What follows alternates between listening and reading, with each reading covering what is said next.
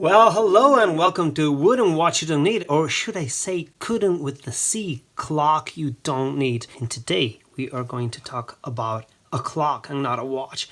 And this famous designer clock is called a Chifra Tre, not CIFRA 3, by the brand Solari Udine. And Udine is the name of the city where the brand has its headquarters, so to say. And Udine is a city or a town in northeastern Italy.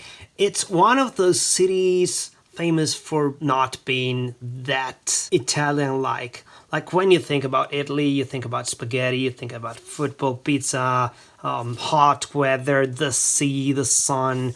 Udine is one of those towns which is more of a mountain town. It's close to the mountains. The Alps are very close to Udine. The food is not what you might expect from the Mediterranean cuisine, although of course it's an Italian town, so people from Udine, they love their espresso, which in all of Italy is just called coffee. They love their pizzas and stuff like that, but still there are some foods and also traditions and also weather which is not quite commonly associated with Italy.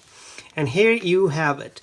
This is the Chifra Tre, this beautifully designed clock. You know that it's all made of cylinders. This is the version with battery that runs with battery. There are other versions from the mid and late 60s, or maybe even modern ones, that run, by plugging them on the mains. Here you have the battery slot. Here it says Serie Numerata, which means numbered series.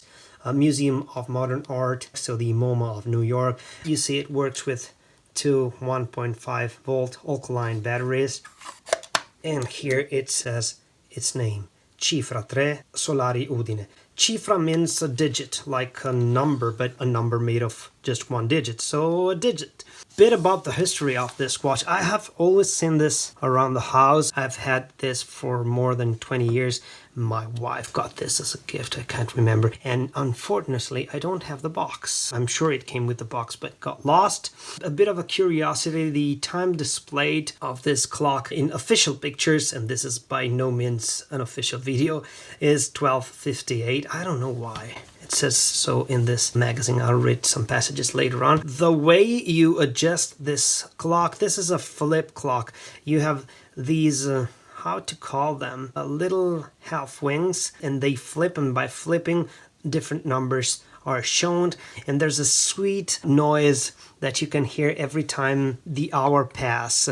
When the minutes pass, I'm not sure if the noise is as loud, but when the hour strikes, it's a loud click, and it's kind of beautiful to hear it. How do you change the time? How do you adjust the time? Simply by pressing this sort of button here, which says minutes for minutes and hours for hours.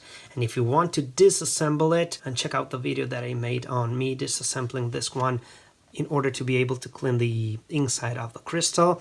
If you want to disassemble it, you just turn this. Well, might as well show it to you. So when you turn, the hours change. And when you turn up here, the minutes change. But if you turn the hour wheel, so to say, this reveals a Phillips screw. You unscrew this, and the bottom of the clock can come out. So here you have it. So the way to pronounce this is Chifra Tre, as I've said a couple of times already. The way to pronounce the brand is Solari, and then Udine, which is the city or the town where this clock was born.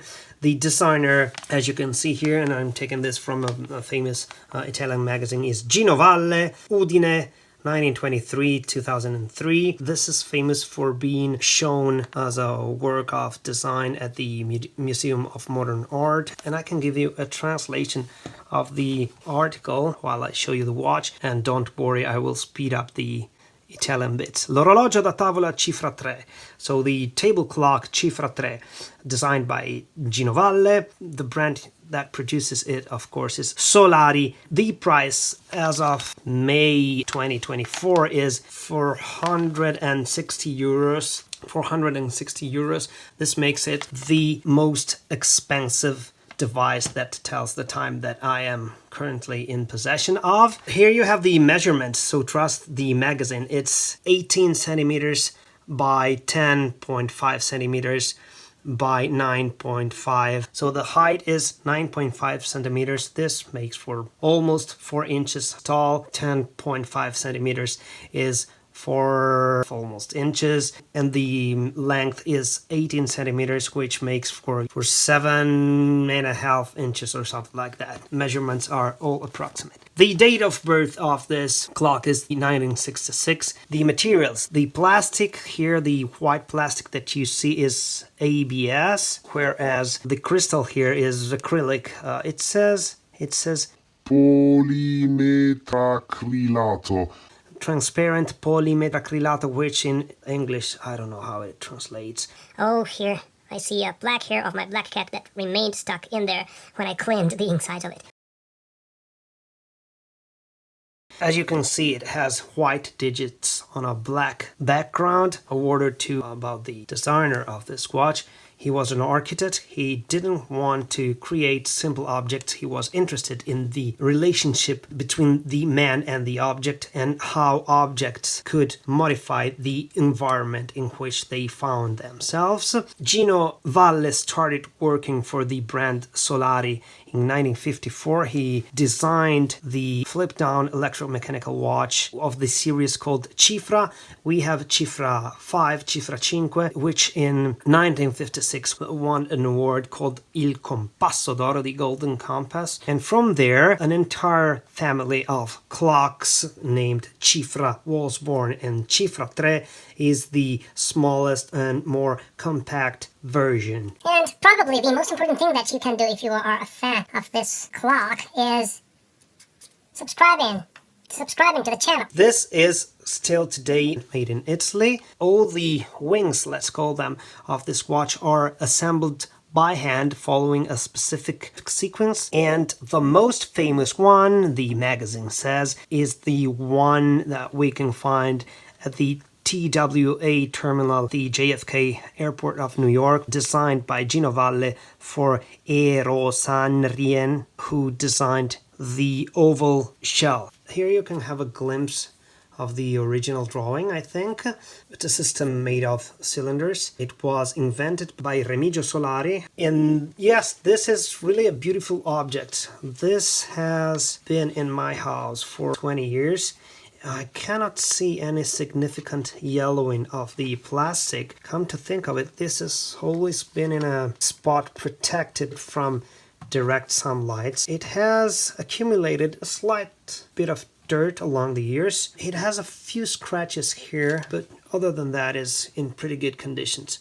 So this has been Wooden Watch Don't Need. And another curious thing that I can say about the clock is that if you leave a comment and if you put a like to this video, I will of course be happy, and this will help the channel grow, and this will help me bring you more and more fun facts about this clock and many other watches that we all do not need but sure are a beauty to look at.